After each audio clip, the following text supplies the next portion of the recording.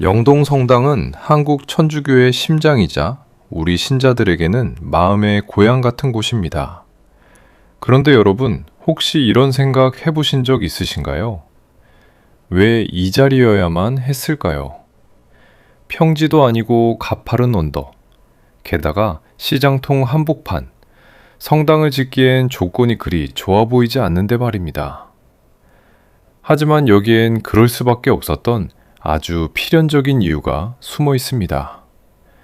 오늘 숨은 가톨릭 이야기는 이 성당이 반드시 이 자리에 서야만 했던 이유, 그 땅의 기억을 따라가 봅니다. 시계를 거꾸로 돌려 조선시대로 가보면 이곳의 지명은 명례방이었습니다.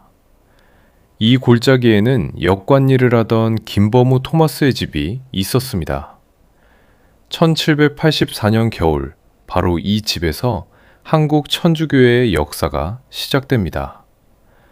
이승훈 베드로, 이벽, 요한 세례자 같은 초기 신자들이 이곳에 모여 정기적인 신앙 집회를 가졌습니다.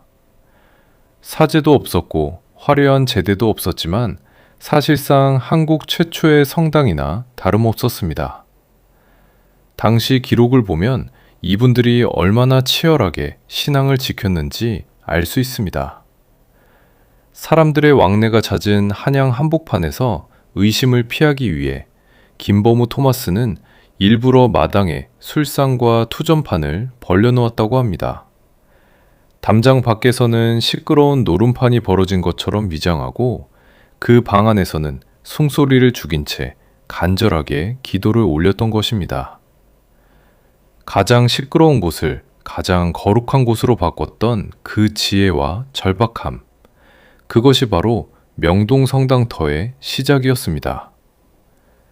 하지만 이듬해 명례방 사건으로 모임이 발각되면서 김범우 토마스는 유배를 떠나 순교했고 집은 풍비박산이 났습니다. 기도 소리가 울리던 집은 헐리고 땅은 나라에 몰수되어 한동안 주인 없는 빈터로 남겨졌습니다. 세월이 흘러 박해가 잦아들 무렵 교구는 잃어버렸던 이 땅을 다시 찾기 위해 움직입니다.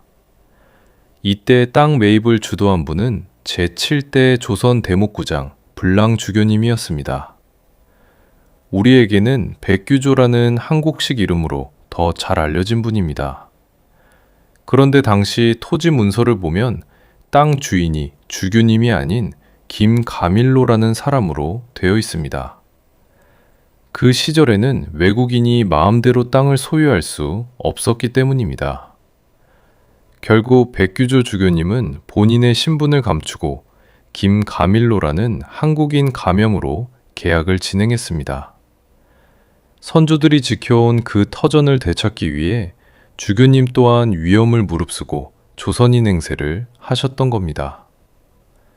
그렇게 주교님이 어렵게 되찾은 땅 위에 설계를 하고 건물을 올린 분은 코스트 신부님입니다. 이분 역시 고이선이라는 한국 이름을 가지고 계셨습니다.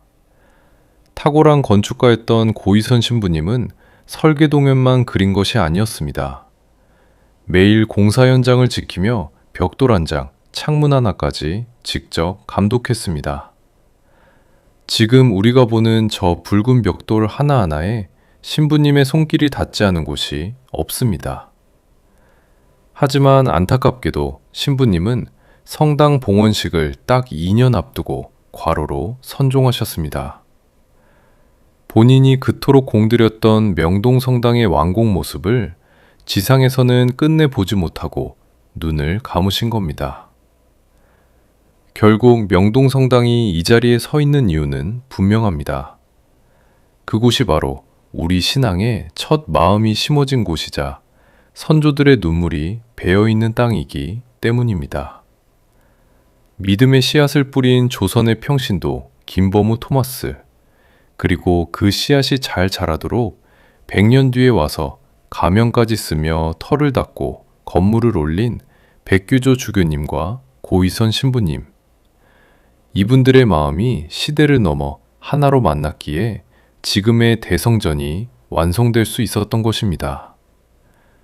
우리가 무심코 올려다보는 명동성당, 그 붉은 벽돌 하나하나에는 먼저 떠난 선조들의 땀과 기도가 깊이 배어 있습니다. 오늘 밤은 그분들의 헌신을 기억하며 평안한 밤 되시길 바랍니다. 숨은 가톨릭 이야기였습니다.